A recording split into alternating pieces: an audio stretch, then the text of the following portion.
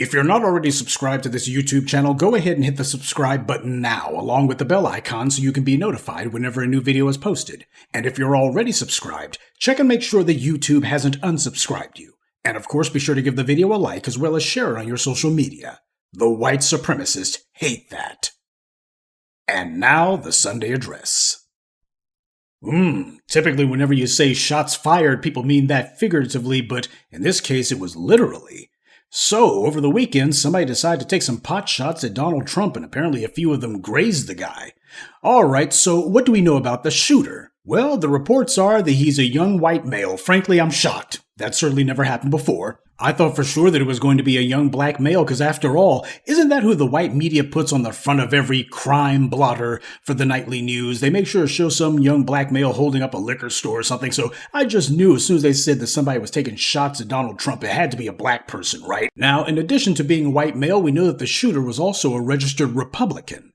So that's something else to be considered. According to the New York Times, the shooter's mother was a Democrat, but his father was a libertarian. Now, as I've told you in the past, those libertarians are some hardcore racists. You hear somebody who says that they're a libertarian, basically libertarians are Republicans who believe in legalizing pot. That's the only substantive difference that I've seen. And I don't say that to be facetious or otherwise to be sarcastic. It's true. Whenever I've listened to the so-called policy platform of the libertarians, I notice that they stand for the exact same thing as the Republicans. The only real substantive difference is libertarians are more vocal about legalizing pot. But then again, since even a number of red states have already tiptoed in the direction of legalizing marijuana, in any substantive sense, there's no real difference between Republicans and libertarians other than a title. So this shooter in the household that he came from leaned more to the right than anything else. Though interestingly, this guy did donate $15 to some sort of progressive organization that I never heard of. So while politically this guy and his father lean hard right, he did dip his toes into the waters of some sort of left-wing support. A very strange bird. Now, he also comes from a middle-class family, so this goes to show that whereas in the urban community, poverty is the root and branch of so much dysfunction, in the suburban communities, they've got all the money in the world. In fact, the government engineered it so that they would be given it all, and yet we see that they are where all of these mass murderers and political assassins are coming from. So we need to be precise in America that poverty is the cause of crime and dysfunction in the black community. But elsewhere, you're going to need a lot more than money to solve that problem because they've already got it. Now, when it comes to the incident itself, there was an innocent bystander who apparently was killed by the gunman, so there was one fatality that came out of this incident, other than the shooter. Oh, and just for the Fox News crowd out there, during the same time period on Saturday, you had 2 people who were killed in the entire city of Chicago. So, as many people were killed at that Trump rally as died in the entire city of Chicago. And yet we'll have the white media saying, well, we need to be more concerned about Chicago. No, we need to be more concerned about these political rallies, I would think. Now, one of the things that I remarked on Twitter is that pretty much after this incident, people are going to be forgetting about Trump's mugshot because now there's an image far more compelling of the orange man. Here he is, blood streaking his face, being tackled by the security forces. He's got his fist defiantly in the air. Then again, that's basically been his stock and trade for decades. And depending on which angle of which camera that they use, there's even been a few that had Donald Trump with the American flag of all things in the back. A flag that he has absolutely no respect for whatsoever. So far, Donald Trump hasn't been making any public appearances, which, by the way, is actually a good PR move on his part, because the anticipation builds. That's the whole point of what he's doing. He wants for people to wonder, what kind of shape is the orange man in? Well, he didn't get shot, though he got grazed. And as far as he's concerned, that was the best possible outcome. He can say, they were shooting at me, but look, they couldn't hit me. I'm bulletproof. Oh, I'm sure that he'll be milking this one. And what it means is Donald Trump is going to be front of mind for the white media, at least for the next couple of months. You can't have a situation where a former president gets grazed by bullets, and apparently you're going to be switching to something else. No, it's going to be a little bit awkward to talk about the latest episode of The Bachelor after that. So, in political terms, this has turned out to be good for Trump. And that's what's fueled more than a little bit of the suspicion about what actually happened here. Of course, these are the early days of the investigation, or hours is more likely. It's going to be weeks, if not months, before any sort of solid answers come out. But one thing's for sure, there have been a lot of people who have been saying, something about this seems suspicious. Now again, I'm not trying to draw any sort of conclusions here, it's way too early for that. But there is a little bit of speculation that I would like to engage in simply based on my own reading of history. This kind of, for some reason, reminded me of another incident from 50 plus years ago. In the early 1960s, there was an American general named Edmund Walker who decided that he was going to be retiring in Dallas. Now, for those of you who know anything about the Kennedy assassination, you can probably guess where I'm going with this. General Walker basically was talking about how he, in his post-military career, was probably going to start going into politics. There was talk that he wanted to run for governor, and that eventually he would want to make a run at the presidency like General Eisenhower did. He had already appeared on the cover of Newsweek, and this guy was a hardcore right-winger. He said that he wanted to combat the three worst threats to America: socialism, communism, and President Kennedy. Gee, any of this sounding familiar to you yet? On April 10th, 1963, just 7 months before President Kennedy was assassinated, General Walker had been at home around 9 p.m. in front of a window in Dallas, doing his taxes. Lee Harvey Oswald, from 120 feet away, allegedly took aim at the window where the unsuspecting general sat and pulled the trigger. Oswald's shot missed.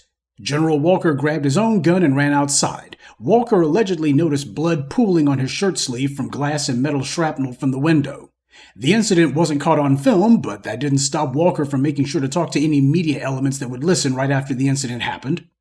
Lee Harvey Oswald lived in Dallas at that time, only a few minutes away from General Walker's residence. Oswald has been reputed to have been the would-be assassin, but on a side note, in October 1962, Walker was arrested and charged with inciting a riot at the campus of Ole Miss at Oxford, Mississippi, after the court ordered the enrollment of a black student, James Meredith. And in 1976 and 77, General Walker would be charged with public lewdness on numerous incidents for, among other things, fondling a plainclothes police officer in a city park restroom.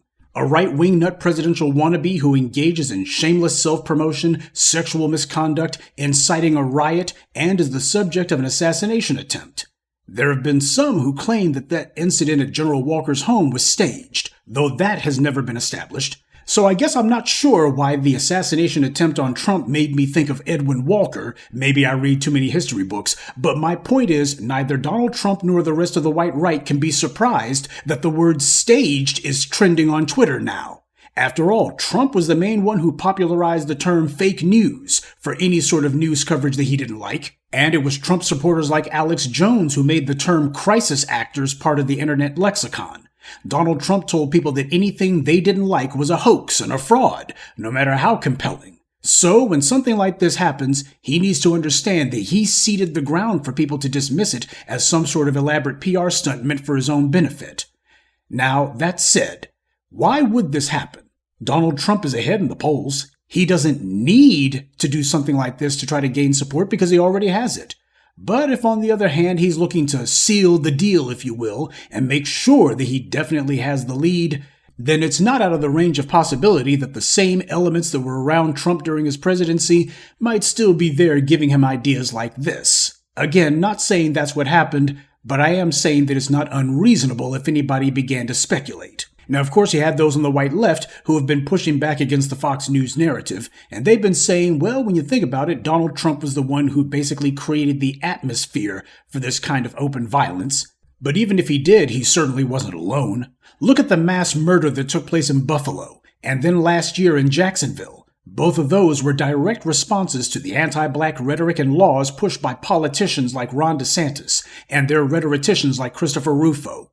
The constant, non-stop racial inveighing against black people, demanding merely the right to live. Politicians saying that black history, black people's very existence, was a threat, and that the use of open violence was, as DeSantis put it, fighting back. And the DeSantises and Rufos made it crystal clear that the violence they wanted to encourage wasn't to be committed by the state. They wanted people on the street, just any old white supremacist, to go after black people. Everything from their own public rhetoric to the laws they were putting on the books was meant to encourage violence, to embolden racists to attack black people whenever and wherever. That was the entire point of their apocalyptic rhetoric against black people. Because everyone knows that when you have a society where white privilege, starting with genetic immunity from the law, is the highest law of the land, and when you put universal access to guns in those same individuals' hands, then what you get is precisely this kind of behavior. It's not a matter of if. It's just a matter of how many times it's going to happen. The same people you see feigning phony outrage over the attempt on Trump's life are the exact same people who cheered and celebrated when racist red state legislatures passed laws saying to hit black people with your cars, merely for carrying out their constitutionally protected rights. So they love the idea of politicians not merely giving a wink and a nod to politically oriented violence, but outright blatantly encouraging it and even enshrining it into law, when they thought that they would have a monopoly on that violence. But you see, that's the problem with violence in general and political violence in specific. It tends to escalate and to become habit-forming. But I would be totally remiss if I didn't mention that Trump himself also waded toupee deep into those feculent waters. When you spend your life trading in advocating for the deaths of people, saying that innocent teenagers should be killed because they were falsely accused of harming a white woman, when your presidential campaign includes such zingers as "I could shoot someone on Fifth Avenue and wouldn't lose a single vote," when you tell supporters that in the past opponents would have had the crap beaten out of them at rallies, when you hold an insurrection at the Capitol and your own presidential advisors say "let's have trial by combat," or "we're gonna take names and kick A," when you yourself see the Capitol being overrun by a violent mob that you yourself summoned and whipped into a violent frenzy, and your response to this is to tell them that they're very good people and that they shouldn't be in jail or even punished, when you spend years normalizing the rhetoric of violence, it's not long before the use of it also becomes normalized, and you can't control that. The white right is trying to use the language of moderation, for now, and accusing the white left of inflaming the situation with MSNBC and CNN's doomsday talk about a second Trump term, and telling them that the left needs to turn down the temperature. Well, I agree, they're certainly not wrong about the hyperbole.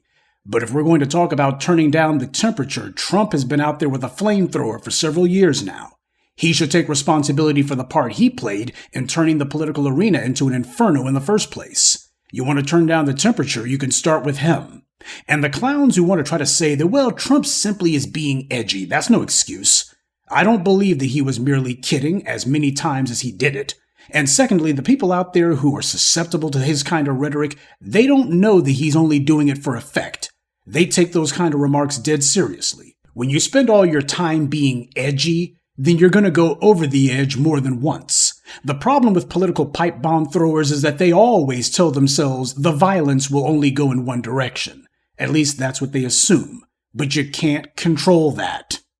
Now the Republicans and Democrats can stop pretending as if this is just some shocking, unthinkable event, some horrible thing unprecedented in the annals of American history. The white media has already tracked down who the shooter is, of course, and they've even tracked down where the guy lived at, and as it turns out, the city councilman for the shooter literally lives on the same street that he did. And that city councilman said what all these suburban types say: most people can't believe this happened in our neighborhood. Well, if you follow my crime reports, you know that this happens in those neighborhoods all the time, and even the incidents that don't happen precisely in their neighborhoods originate in those neighborhoods.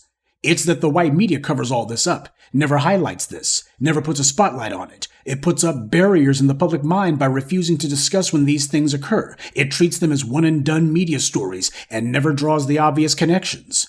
So then people like Mr. Grisbick can be shocked and stupefied when these kinds of things happen in their neighborhood. Or, as I've often said, yes, it has happened again. See, that's the entire problem here. What occurred on Saturday is not some phenomenon at all. It's quite normal for American society.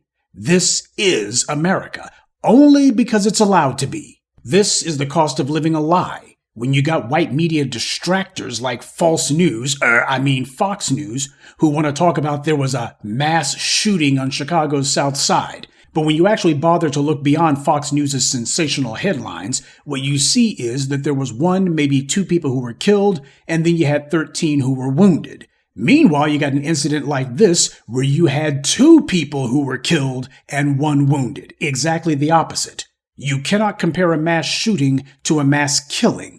And when you actually decide to do an apples-to-apples comparison with these kind of events, you find that what happens out in the suburbs is no different than what happens in the inner city. But under the white media, they're treated the same because white power needs them to be. And that's the delusion that fuels incidents like this. With all the violent black people with all these guns, how come you never heard of an incident like this coming from a black area? If false news or any other white media organ is to be believed, then all of America's political assassins should be black men, and the city council chambers and the state legislatures ought to be shooting galleries because most of America's major cities and even its state capitals have a disproportionate black population living in them. So they all ought to be shooting galleries because of all of these out-of-control Negroes, and yet they're not.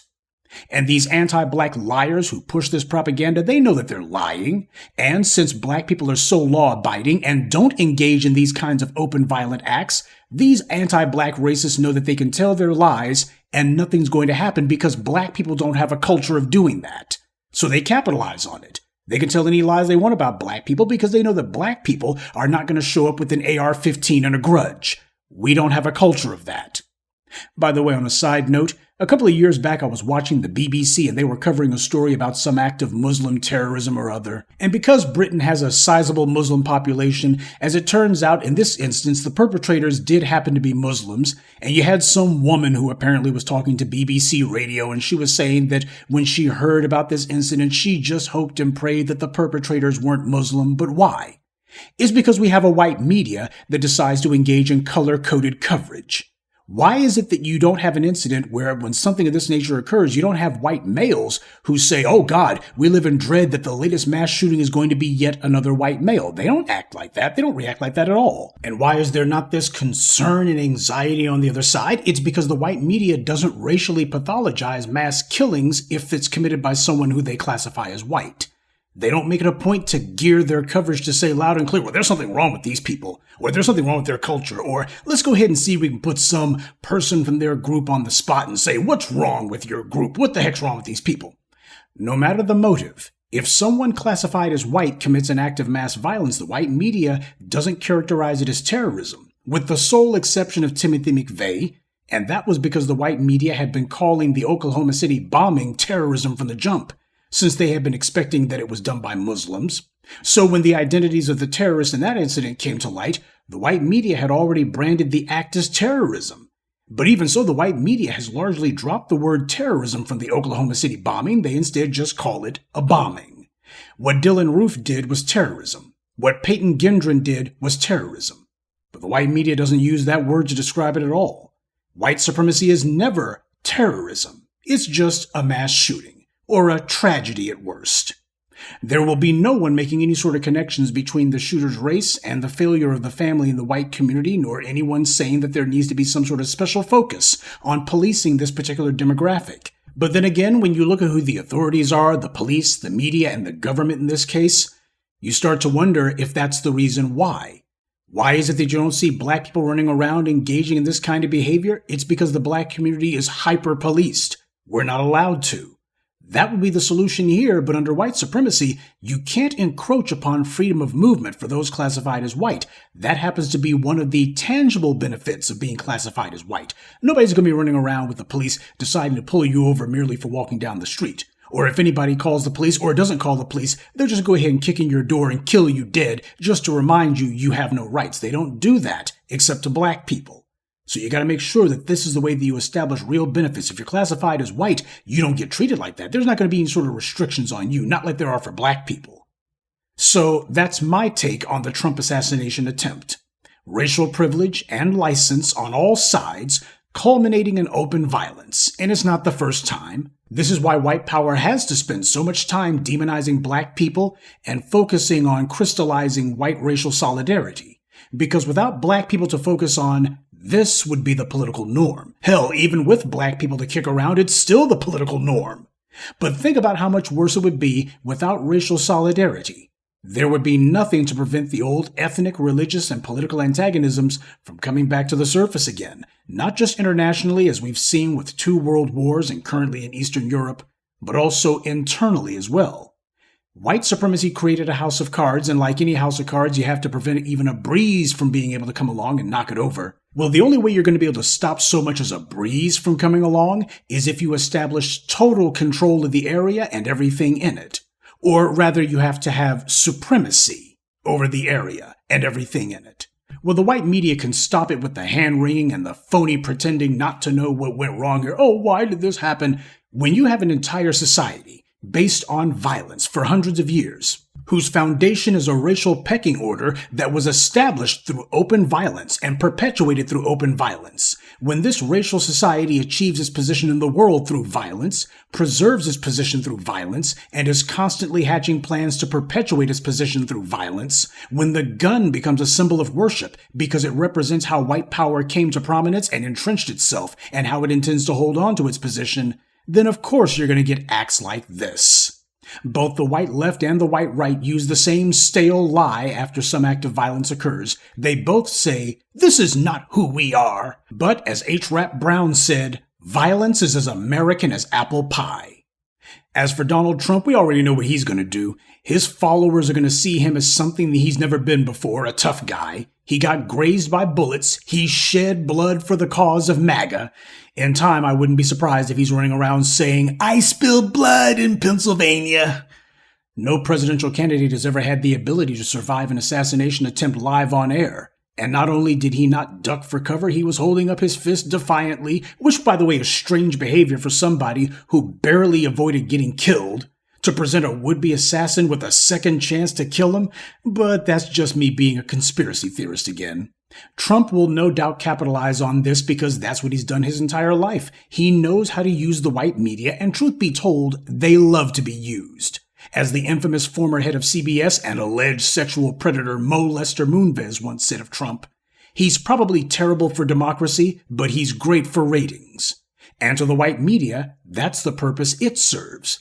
They'll do the most to give Trump all the attention and coverage that he could want. They'll be milking this for ratings because that's what they do.